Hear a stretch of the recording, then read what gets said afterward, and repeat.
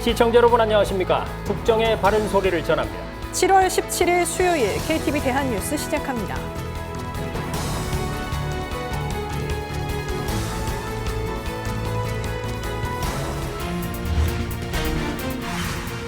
오늘 새벽과 오전 중부지방을 중심으로 폭우가 쏟아졌습니다. 모레까지 수도권과 충청권에 200mm 이상의 비가 예보돼 주의가 필요합니다. 최근 북한이 전선 지역에 지뢰 수만 발을 매설한 것으로 확인됐습니다. 우리 군은 집중호우로 나뭇잎 모양의 지뢰가 남쪽으로 떠내려올 수 있다며 각별한 주의를 당부했습니다. 이상민 행정안전부 장관이 경찰청장 후보자로 조지호 서울경찰청장을 임명 제청했습니다. 조 후보자는 엄중한 시기 경찰청장에 지명돼 막중한 책임감을 느낀다고 밝혔습니다. 전공의 사직 처리 마감 시한이었던 오늘, 전공의 대부분이 복귀 의사를 밝히지 않았습니다. 전국 수련병원은 결원 규모를 확정해 제출해야 하고 보건복지부는 계획대로 오는 22일부터 하반기 모집 일정을 진행합니다. 네, 오늘 첫 소식입니다. 어젯밤부터 중부지방을 중심으로 강하고 많은 비가 내렸습니다. 수도권에선 올해 첫 호우 긴급 재난 문자가 발송되기도 했는데요. 내일까지는 중부를 중심으로 모레는 전국 대부분 지역에 다시 많은 비가 예보된 만큼 비 피해 각별히 유의하셔야겠습니다. 김현지 기자입니다. 뿌연 강물이 빠르게 흘러가고 강 바로 옆 통행로가 막혀 있습니다. 원래 보여야 할 다리도 물에 잠겨 보이지 않습니다. 다른 하천도 엄청난 양의 물이 흘러갑니다. 하천 다리엔 비로 하천물이 불어난 흔적이 남아 있습니다.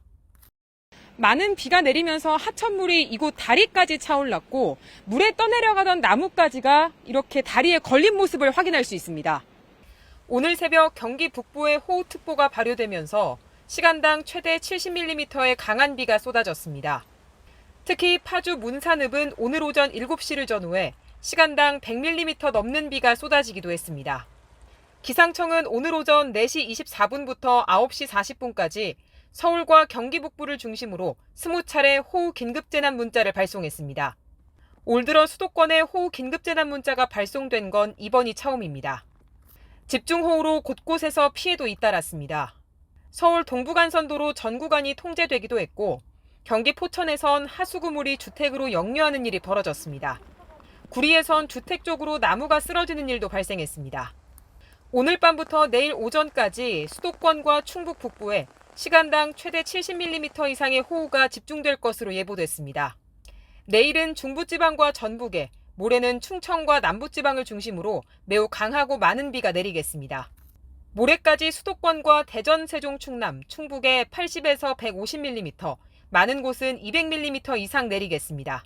오늘 밤부터 정체전선의 영향을 주기적으로 받으며 중부지방을 중심으로 금요일까지 최대 200mm가 넘는 많은 비가 내리겠습니다.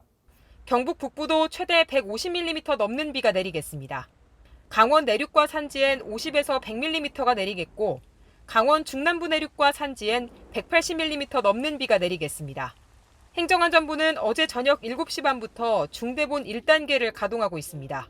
산림청은 수도권과 충청, 경북의 산사태 위기경보 수준을 경계 단계로 유지하고 있습니다. KTV 김현지입니다. 가뜩이나 이런 상황에서 최근에 북한이 많이 매설한 지뢰도 걱정인데요. 우리 군은 집중호우로 이른바 나뭇잎 지뢰가 남쪽으로 떠내려올 가능성이 있는 만큼 각별한 주의를 당부했습니다. 한편 장병들의 안전을 위해서 무리한 대민 지원은 시행하지 않기로 했습니다. 김민아 기자가 보도합니다. 북한을 다양화하는 도발 양상과 집중호우에 대비하기 위한 긴급 지휘관 회의가 열렸습니다. 회의를 주재한 신원식 국방부 장관은 북한의 도발 위협과 자연재해까지 대비해야 하는 복합적인 위기 상황에 직면해 있다며 각급 제대 지휘관들의 만반의 대비 태세를 갖추라고 지시했습니다.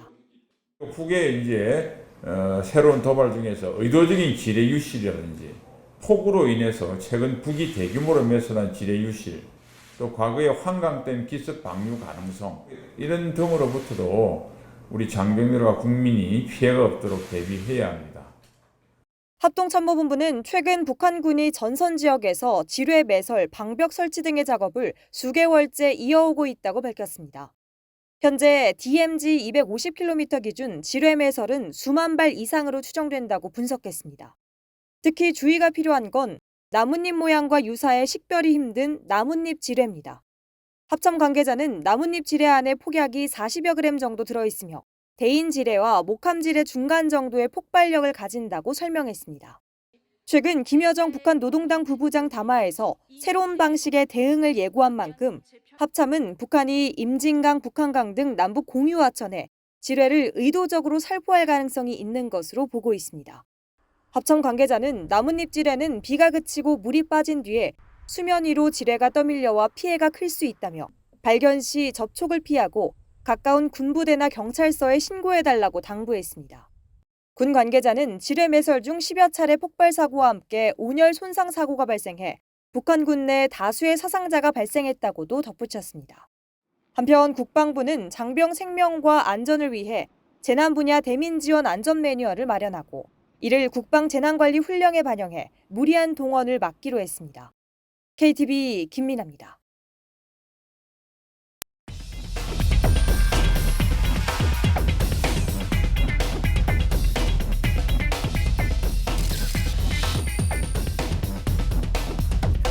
네, 정부는 집중호우 대처에 만전을 기하고 있는데요. 자세한 상황을 취재 기자와 함께 알아보겠습니다.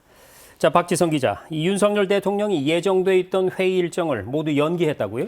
네, 그렇습니다. 윤 대통령은 제7차 중앙지방협력회의를 주재할 예정이었는데요. 해당 회의엔 한덕수 국무총리를 비롯해 유관부처 장관들과 지방자치단체장들도 참석할 계획이었습니다. 하지만 중부 지역을 중심으로 집중호우가 쏟아지면서 대통령실을 비롯해 중앙정부와 지자체가 모두 현장에서 호우 대처에 집중할 필요가 있어 회의를 연기한 것으로 전해졌습니다. 앞서 윤 대통령은 국무회의에서도 이 집중호우 대처에 만전을 기할 것을 당부한 바 있는데요. 직접 들어보시죠. 최근처럼 예측 가능한 수준을 넘어서는 재난이 반복적으로 발생할 때에는 종래 데이터 예측을 넘어서는 조치와 대응 역량 구축이 필요합니다. 자, 이번 장마를 보면은요, 이 짧은 시간에 많은 양의 비가 집중적으로 내리면서 호우 피해를 키우고 있는 형국인데요. 박 기자, 이 장마의 양상이 이렇게 달라지는 이유도 궁금하네요. 네, 이번 장마의 특징은 이 폭이 좁은 비구름대가 곳곳에서 발달한 건데요. 현재 우리나라 남쪽에 북태평양 고기압이 발달한 상황인데 이 북쪽에 차고 건조한 공기가 강하게 내려오면서 비구름대 통로를 좁게 만들고 있습니다. 이 좁은 통로로 많은 양의 수증기가 압축돼 짧은 시간에도 많은 양의 비가 내리는 건데요. 이렇게 수증기를 머금은 폭이 좁은 비구름대가 발달한 이유론 기후 변화가 꼽힙니다. 먼저 지구온난화로 대기 중 수증기의 함유량이 크게 늘었고요. 또 북극 기온이 오르면서 북쪽에 차고 건조한 공기가 더 강하게 남하하는 탓에 성질이 다른 북태평양 고기압과 자주 충돌하는 겁니다. 네, 앞으로도 비 소식이 계속 예보돼 있는 만큼 이 짧은 시간에 강하게 내리는 비에 주의하고 또 대비를 해야 될 것 같은데 어떻습니까? 네, 맞습니다. 이 정도면 괜찮겠지 싶어도 순식간에 물이 불어나고 침수 위험에 처할 수 있는데요. 이 때문에 장마철 일단 비가 시작되면 안전이 확보된 실내에 머무는 것이 중요합니다. 침수 위험 지역에선 수위가 급격하게 오를 수 있으니 하천이나 강변 근처에서는 안전에 각별히 유의해야 합니다. 또 비가 시간당 100mm 넘게 내리기 시작하면 도로 위 차량은 이동이 어렵고 침수 위험도 높아지기 때문에 대중교통을 이용하는 편이 좋습니다. 이 지하주택이나 지하차도 등에선 바닥에 물이 조금이라도 차오르거나 하수구에서 물이 역류하면 즉시 대피해야 합니다. 이미 많은 물을 머금은 경사지 주변은 산사태 가능성이 크기 때문에 이 비가 그쳤더라도 근처 출입은 자제해야 합니다. 네, 지금까지 취재 기자와 함께 집중호우 상황과 안전수칙 살펴봤습니다. 박지성 기자, 잘 들었습니다.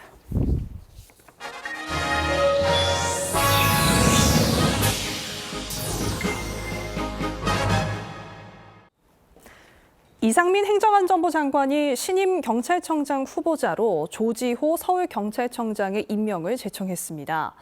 조 후보자는 엄중한 시기에 경찰청장에 지명돼 막중한 책임감을 느낀다고 밝혔습니다. 윤현석 기자의 보도입니다. 이상민 행정안전부 장관이 제24대 경찰청장 후보자로 조지호 서울경찰청장을 임명제청했습니다. 조지호 경찰청장 후보자는 1968년 경북 청송에서 태어나 경찰대 행정학과를 졸업한 뒤 1990년 경찰에 입직했습니다. 이후 강원 속초경찰서장과 서울 서초경찰서장, 경찰청 인사담당관, 공공안녕정보국장 등을 거쳐 현재 서울경찰청장으로 재직 중입니다. 특히 지난 2022년에는 윤석열 대통령의 대통령직 인수위원회에 파견돼 인사검증 업무를 맡기도 했습니다. 이상민 행안부 장관은 임명제청을 발표하는 자리에서 조지호 후보자가 현장 치안은 물론 기획과 인사, 정보 등 정책 총괄 기능을 갖춘 적임자라고 소개했습니다. 이어 부처 간 협업과 조정 능력, 치안 정책 전반에 대한 거시적 안목도 겸비했다고 밝혔습니다. 이러한 풍부한 경험과 조직관리 능력을 바탕으로 국민의 생명, 신체와 재산을 보호하고 공공의 안녕과 질서를 유지하는 경찰의 임무를 충실하게 수행할 수 있는 적임자로 판단이 되어 조지호 서울특별시 경찰청장을 경찰청장 후보자로 임명 제청하게 되었습니다. 조 후보자는 경찰청장 임명제청 동의안 건을 심의하는 국가경찰위원회 임시회의에 참석하면서 경찰에 대한 국민의 기대가 그 어느 때보다 큰 것 같다고 말했습니다. 이어 엄중한 시기 경찰청장에 지명돼 막중한 책임감을 느낀다고 밝혔습니다.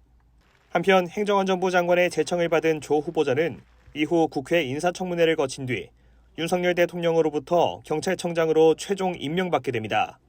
KTV 윤현석입니다. 의대 증원의 반발에 병원을 이탈한 전공의들 대부분이 마감 시한까지 복귀 의사를 밝히지 않았습니다. 전국의 수련병원은 결원 규모를 확정해 복지부에 제출하고 오는 22일부터 계획된 일정대로 하반기 모집 절차에 들어간다는 방침입니다. 이혜진 기자의 보도입니다. 보건복지부가 각 수련병원에 제시한 전공의 사직 처리 마감 시한은 지난 15일. 각 수련병원은 정부 방침에 따라 전공의들에게 사직이나 복귀를 결정하라고 문자와 전자우편을 통해 최후 통첩했습니다. 하지만 전공의 대부분은 병원으로 돌아오지 않았고 응답조차 하지 않았습니다. 마감 시한인 15일 정오 기준 전국 수련병원 211곳 전공의 출근율은 8.4%, 지난 12일보다 44명 늘어나는 데 그쳤습니다. 근무 중인 인원은 전체 전공이 13,000여 명 가운데 1,155명에 불과합니다. 정부가 인정하는 전공의들의 사직서 수리 시점은 6월 4일입니다. 돌아오지 않은 전공의들의 사직 처리를 완료한 수련병원은 부족한 전공의 인원을 확정해 보건복지부 장관 직속 수련환경평가위원회에 제출해야 합니다. 결원 규모를 정리해 하반기 전공의 모집 인원을 신청하기 위해서입니다. 이후 병원별 전공의 채용 규모가 결정되고 오는 22일부터 이달 말까지 하반기 전공의 모집이 진행됩니다. 전공의 여러분도 더 나은 환경에서 수련을 받고 자긍심 있는 정인으로 성장하기를 바랍니다. 5달째 지속되고 있는 의료 공백 상황 속에서 환자들의 불안과 고통이 가중되고 있습니다. 정부는 그동안 전공의들의 복귀를 돕기 위해 유화책을 내놓고 출구 전략도 제시해왔습니다. 지난 8일 모든 전공의들에 대해 복귀 여부와 상관없이 행정처분을 철회하게 했다고 밝혔고 각종 수련 특례도 제시했습니다. 의료 현장에 돌아올 계기까지 마련했지만 전공의들의 복귀는 요원한 가운데 보건복지부는 계획대로 하반기 전공의 모집을 진행하게 했다고 밝혔습니다. 전체 사직 규모를 확인한 뒤 또 다른 가시적 대책을 준비할 예정입니다. KTV 이혜진입니다. 우리 정부와 기업이 함께 베트남 현지로 가서 도시 건설 기술 수출에 물꼬를 트기 위한 노력을 펼쳤는데요. 한국식 도시 개발을 수출하기 위한 첫 프로젝트인 베트남 방닌성의 동남 신도시 개발 참여에 청신호가 켜졌습니다. 보도에 이리나 기자입니다. 우리나라의 3대 교역국으로 급부상하고 있는 베트남. 1억 명의 인구 가운데 약 40%가 도시에 거주하고 있는데 2040년까지 2천만 명의 인구가 도시 지역으로 추가로 유입될 것으로 보여 도시 성장세가 뚜렷한 국가 중 하나로 꼽힙니다. 곳곳에서 신도시 건설이 추진되면서 한국의 건설업체는 앞다퉈 한국형 신도시 수출 전략 마련에 뛰어들고 있는 상황입니다. 이에 맞춰 정부는 박상우 국토교통부 장관을 단장으로 하는 민관 합동 지원단을 파견해 베트남의 도시개발과 철도 건설 사업의 양국 협력의 뜻을 모았습니다.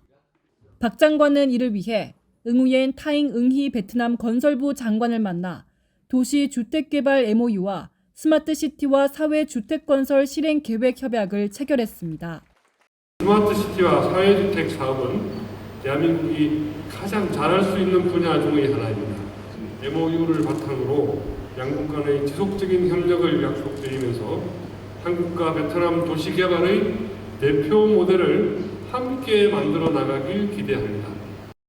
이를 통해 베트남에 100만 가구에 달하는 사회주택 건설에 한국의 참여 방안이 본격적으로 마련될 전망입니다. Sự mất cân đối không đồng bộ trong phát triển các khu chức năng và hệ thống hạ tầng kỹ thuật, hạ tầng kinh tế xã hội, sự phát triển không đồng bộ giữa các vùng miền, các giới thiệu, chia sẻ về kinh nghiệm hữu ích trong phát triển đô thị của Hàn Quốc nhằm tìm kiếm các nguồn lực khả thi, giải pháp, sáng kiến hữu hiệu để khắc phục các tồn tại, hạn chế và thúc đẩy đô thị Việt Nam phát triển nhanh và bền vững hơn nữa. Bộ Xây dựng 또 우리나라의 도시 수출 분야 첫 번째 프로젝트인 베트남 박린성의 동남 신도시 개발 사업에 한국의 참여를 위한 논의도 이어갔습니다. 베트남 측은 기술력과 경험이 풍부한 한국이 사업에 참여해 조속한 공사 착공을 희망한다는 뜻을 내비쳤습니다.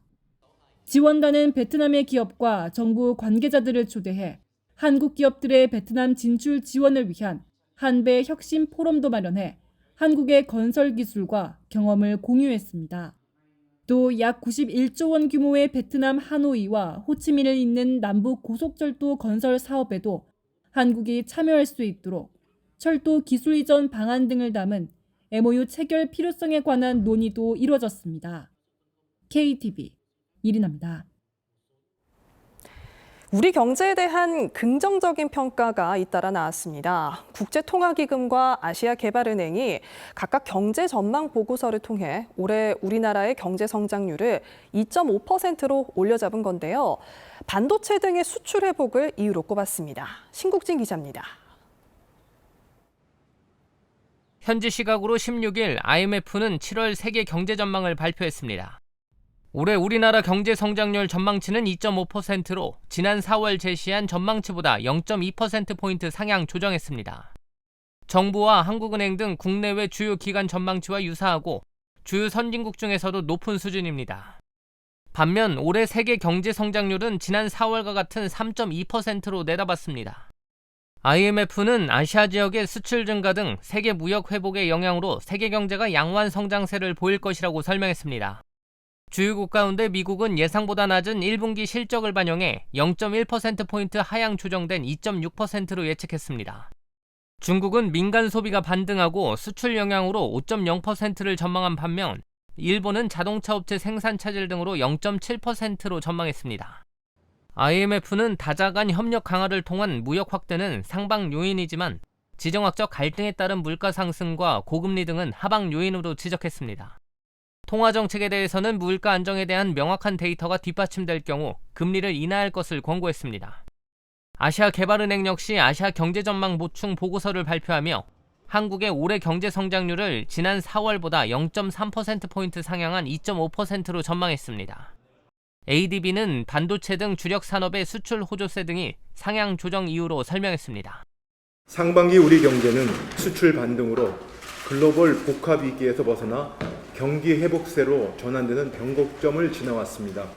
정부는 경기 회복세를 가속화하는 한편 취약계층 등 민생이 조속히 안정될 수 있도록 정책 역량을 집중하겠습니다.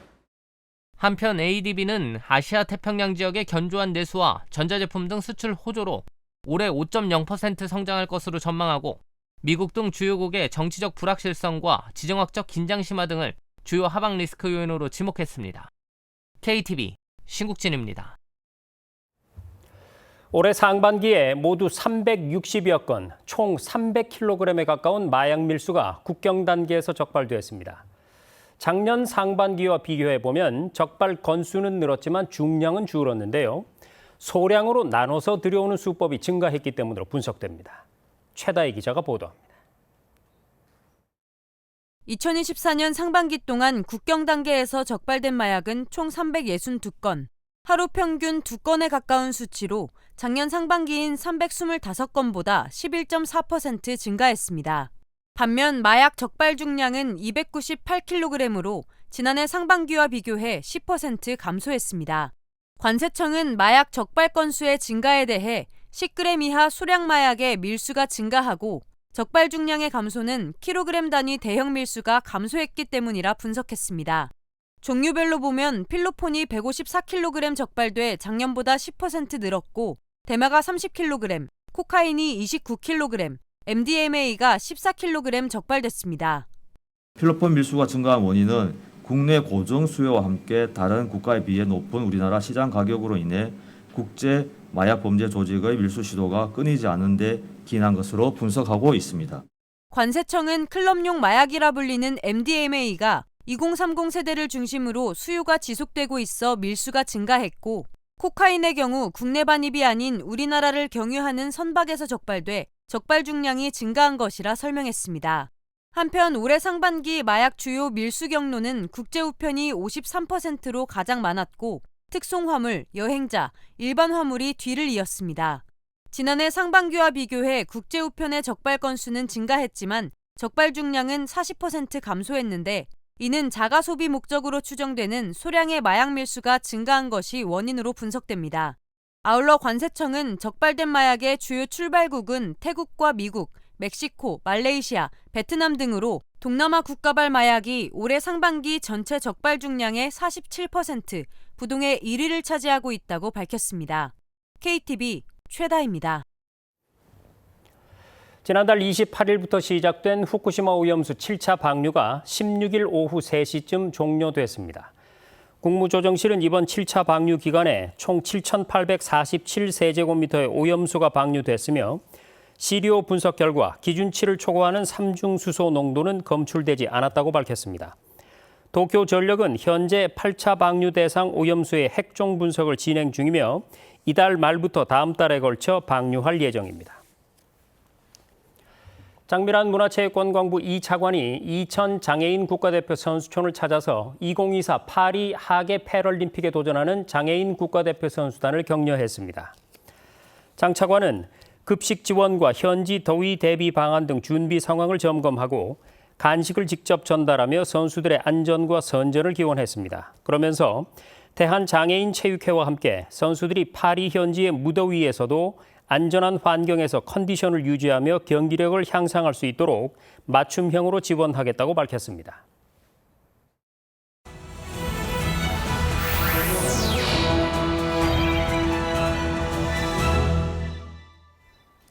국장을 더 촘촘히 살펴봅니다. 보도자료 브리핑입니다. 다음 달 필리핀 가사관리사 100명이 한국에 들어와 9월부터 한국 가정에서 일하게 되는데요. 서울 시민을 대상으로 3주간 외국인 가사관리사 시범사업 서비스 이용 신청을 받습니다. 서울 시민 중 신청자나 배우자가 재직 중이거나 세대 구성원 중 만 12세 이하 아동, 출산 예정 임신부가 있는 경우 신청할 수 있습니다. 외국인 가사관리사는 필리핀 정부가 공인한 자격증 소지자를 대상으로 어학능력 평가, 범죄 이력 확인 등을 거쳐 총 100명이 선발됐는데요. 한국 문화, 직무 교육을 이수한 뒤 9월 초부터 본격적으로 서비스를 제공할 예정이며 서비스 이용 요금은 하루 4시간 기준 월 119만 원 정도입니다. 더 자세한 정보는 정부 인증 서비스 제공기관인 대리주부와 돌봄 플러스 누리집에서 확인하시기 바랍니다. 트럼프 전 대통령 피격 사건으로 주요 인사들에 대한 경호의 중요성이 대두됐는데요. 경찰청은 국내에서 유사한 사례가 발생하지 않도록 주요 인사 안전 활동을 강화하고 있습니다. 우선 오는 19일까지 주요 인사 전담 경호대와 각 시도청 경호 전문화 부대를 대상으로 안전 활동 강화 교육과 현장 점검을 진행합니다. 또 전국 시도 경찰청장 화상회의를 개최하고 향후 7월에서 8월 예정된 전당대회에 대비해 주요 인사에 대한 안전 활동을 한층 강화하기로 했습니다. 윤익은 경찰청장은 회의에서 기동대, 기동순찰대, 형사기동대 등을 배치해 우발 사태에 철저히 대비하라고 지시했습니다. 또 경찰 특공대와 폭발물 탐지견을 배치하고 총포, 화약류도 일제 점검하는 등 대테러 안전 활동을 진행하라고 주문했습니다. 10년의 노예 생활을 벗어나 오늘에 다시 독립대한의 국민이 되었도다. 대한민국 임시정부 성립 축하문과 선언서가 국가 등록 문화유산으로 등록 예고됐습니다. 축하문과 선언서는 3.1운동 이후 수립된 상하이 임시정부가 국내 한성정부, 연해주 대한국민의회와 통합돼 대한민국 임시정부로 출범한 것을 기념하고 있는데요. 당시 다이쇼 1왕의 생일에 맞춰 발표됐고 이를 계기로 국내 곳곳에서 대규모 만세 시위가 일어나기도 했습니다. 국가유산청은 대한민국 임시정부의 수립과 당시 독립운동 전개 양상을 보여준다는 점에서 충분한 가치가 있다고 강조했습니다. 한편 독립운동, 거문도 사건 등 역사의 흔적을 간직한 여수 거문도 근대 역사 문화공간도 국가 등록 문화유산으로 등록돼 지자체의 체계적인 관리를 받게 됐습니다. 우리나라와 EU 집행위가 이번 달 반도체 공동연구에 본격적으로 착수합니다. 지난 2022년 한-EU 디지털 파트너십을 체결한 데 따른 건데요. 공동연구 과제는 총 4개로 서로 다른 공정으로 개별 생산된 칩을 하나의 통합칩으로 만드는 이종 집적화 기술과 뉴런의 형태를 모방한 회로를 만들어 인간의 뇌 기능을 모사하는 뉴로모픽 기술을 주제로 합니다. 우리나라에선 주간 연구개발기관 3곳과 컨소시엄 기관 8곳이 참여하며 EU에서는 독일, 스위스 등 9개국의 연구기관 14곳이 참여할 예정입니다. 과기부는 이번 반도체 공동연구를 통해 차세대 AI 반도체, 자율주행 분야의 응용 등에 필요한 원천 기술을 확보할 수 있을 것이라고 기대했습니다. 지금까지 보도자료 브리핑이었습니다.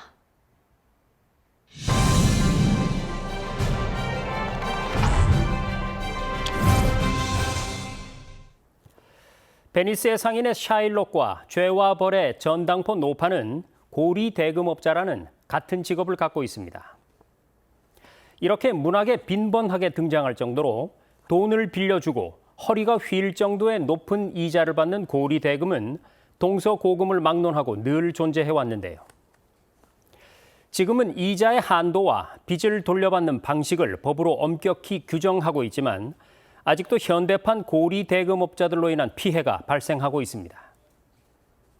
지난해 금융감독원의 불법 사금융 신고센터에 접수된 피해 건수는 12,800여 건으로 2년 전과 비교해서 24.5%나 늘었습니다. 불법 사금융 업체들은 법정 최고 금리인 연 20%를 넘는 이자를 버젓이 요구하는가 하면 돈을 갚지 않으면 수치스러운 사진을 유포하겠다고 협박하는 등 피해자들의 삶을 완전히 망가뜨리는 불법 추심을 자행하고 있었는데요. 극심한 피해를 낳고 있는 불법 사금융 근절을 위해서 정부가 칼을 빼들었습니다. 앞으로는 불법이 적발되면 대부업법은 물론이고 범죄 단체 조직죄와 스토킹 처벌법 등 가용한 모든 법을 적용하고 구속을 원칙으로 조사해서 조직의 총책은 법정 최고형을 구형할 방침입니다. 아울러서 피해를 입었을 땐 불법 사금융 신고센터를 통해서 법률 지원도 무료로 받을 수 있는 만큼 적극적으로 신고해 줄 것을 정부는 당부했습니다. 재산과 신체도 모자라서 만일 영혼에 값이 있다면 영혼까지 앗아갈 불법 고리 대금. 적극적인 신고와 엄정한 단속을 통해서 고전 문학 작품에나 나오는 옛 이야기가 되기를 기대해 봅니다. 정책의 자물쇠를 여는 열쇠말, 고리의 고리 끊기였습니다.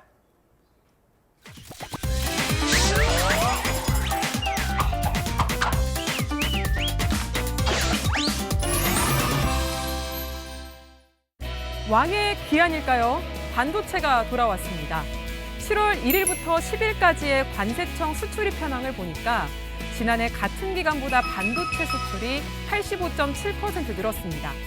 업황이 회복되면서 반도체 수출도 늘고 있는데요. 6월 반도체 수출액도 134억 2천만 달러로 역대 최대를 기록했습니다. 수출 증가의 중심에 무엇이 있었을까요? 인공지능 붐 덕분에 수요가 급증한 HBM 반도체. HBM은 여러 개의 디램 칩을 수직으로 쌓아서 데이터 처리 속도를 획기적으로 끌어올린 차세대 메모리 기술인데요. AI 반도체의 필수로 들어갑니다. 전통적으로 강했던 메모리 반도체 분야에서 HBM이 핵심으로 주목받게 된 건 바로 AI 덕분이라고 할 수 있겠습니다. 반도체 수출 호조, 최근 한국의 수출 전략과 성장률에도 큰 영향을 주고 있는데요. 한번 살펴볼까요? 한국의 주요 교역국 하면 어느 나라가 떠오르시나요? 미국과 중국 두 나라죠. 최근 미국에 대한 수출액이 크게 늘었는데 중국도 여전히 중요한 교역국입니다.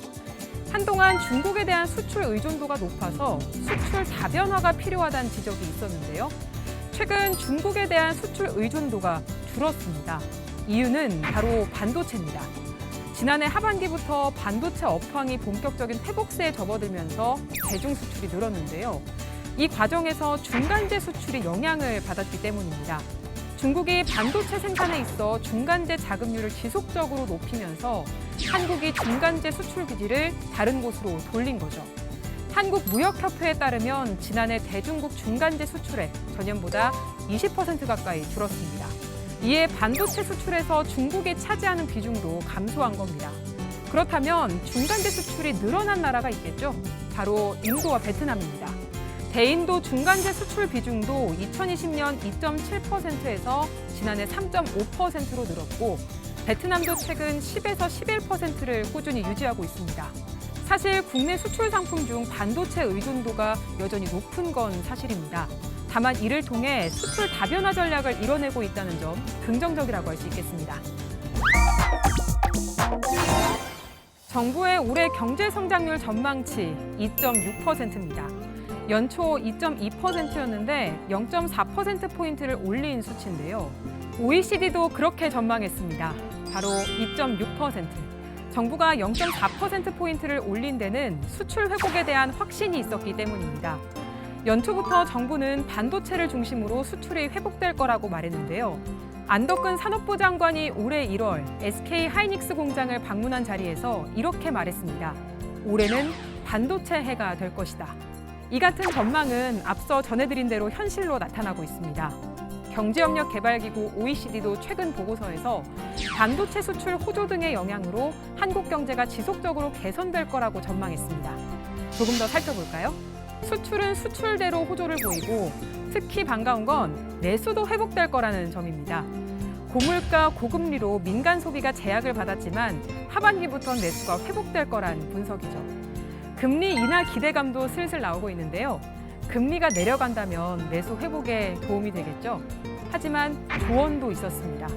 중소기업의 생산성을 높이고 출산을 늘리는 등 성장을 지속할 수 있는 모델을 구축해야 한다는 겁니다. 이게 참 쉽지 않은 부분인데 분명한 건 이 같은 구조개혁이 없다면 한국의 지속 성장은 어렵다는 겁니다. 자, 일단 올해 경제 전망 나쁘지 않습니다. 올해를 마무리할 때 어떤 성적표가 나올지 한번 지켜보시죠. 지금까지 SN뉴스였습니다.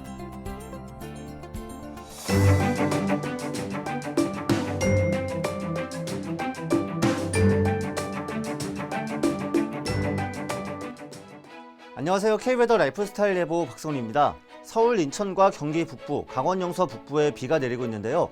특히 경기 북부 내륙과 강원 북부 내륙에 강하고 많은 비가 내리고 있습니다.